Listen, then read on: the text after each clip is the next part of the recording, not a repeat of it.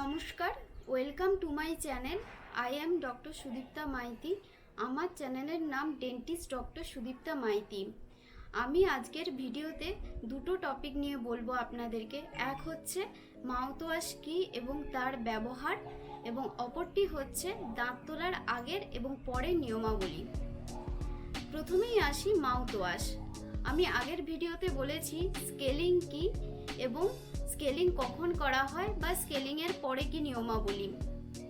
এবারে আমরা যখন স্কেলিং করলাম বা দাঁতে যখন আমরা প্লাক, ক্যালকুলাস এগুলো তুলে দিলাম, তারপরে মাউথওয়াশ ইউজ করতে বলা হয়। এমনকি মাউথওয়াশ যদি আগে থেকেও ইউজ করা হয় তাহলে আমাদের প্লাক ফর্মেশন হয় না, বা প্লাক থেকে যে ক্যালকুলাস হয় সেটিও প্রতিরোধ হয়। তো বাজারে বিভিন্ন ধরনের মাউথওয়াশ পাওয়া যায়। মাউথওয়াশ কীরকমভাবে ইউজ করতে হয়?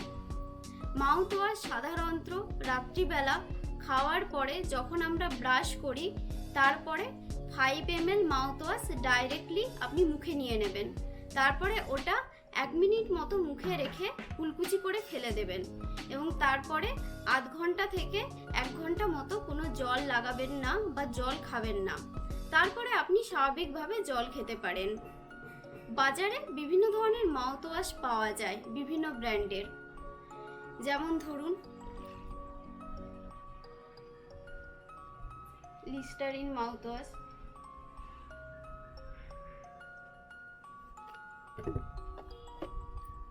এই ধরনের একটা মাউথওয়াশ আছে কোলগেট,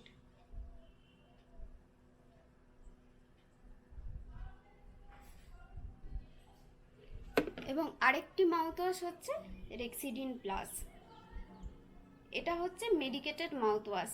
এটাতে ক্লোরহেক্সিডিন গ্লুকোনেট আছে 0.2%। আপনারা চেষ্টা করবেন সাধারণত মেডিকেটেড মাউথওয়াশ ইউজ করতে। এতে অনেকটাই প্লাক, ক্যালকুলাস নির্মূল হয়।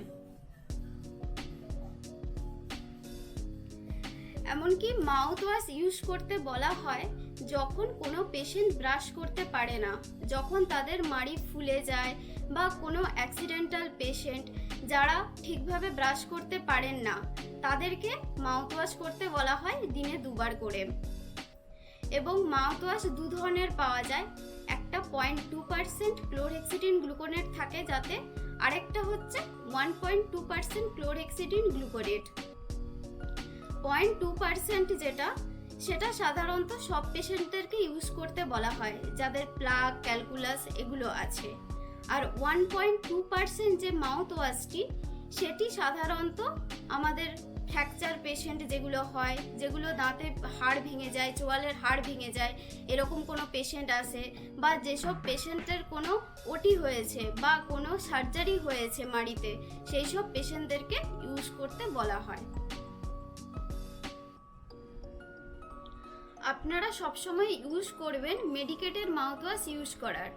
এরপর আসি দাঁত তোলার আগে এবং পরের নিয়মাবলী। যে সমস্ত দাঁতকে বাঁচানো যায় না, সেই সমস্ত দাঁতকে প্রেসক্রাইব করা হয় যে তুলে ফেলার জন্য বা এক্সট্রাকশন করার জন্য। সেই সব পেশেন্টদেরকে সাজেস্ট করা হয় প্রি মেডিকেশন করার, কেননা দাঁত তোলার পরে যাতে ওই জায়গাটা ভালো করে হিল হতে পারে তার জন্য। তো প্রি মেডিকেশনের ক্ষেত্রে যদি পেশেন্টের দাঁতে কোনো ব্যথা না থাকে, তাহলে অ্যাটলিস্ট 5 দিনের একটা অ্যান্টিবায়োটিকের কোর্স করতে বলা হয়। এবং পেশেন্টের দাঁতে যদি ব্যথা থাকে, মাড়ি ফোলা থাকে, তাহলে অ্যান্টিবায়োটিকের সঙ্গে সঙ্গে ব্যথার ওষুধ দেওয়া হয়।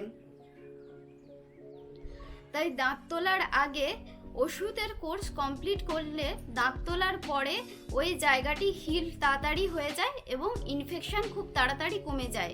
তাই অবশ্যই পেশেন্টদেরকে সাজেস্ট করা হয় যাতে প্রি মেডিকেশনটা ফলো করে। এরপর আসি দাঁত তোলার পরের নিয়মাবলী।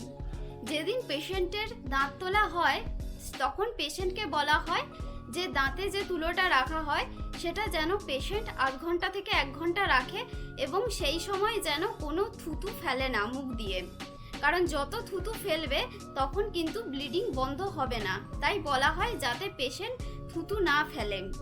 এরপর পেশেন্টকে বলা হয় যে দাঁত তোলার পরে 1 ঘন্টা পরে তুলোটা ফেলে দিয়ে কোনো ঠান্ডা জাতীয় খাবার খেতে, সেটা আইসক্রিম হতে পারে, ঠান্ডা দই হতে পারে।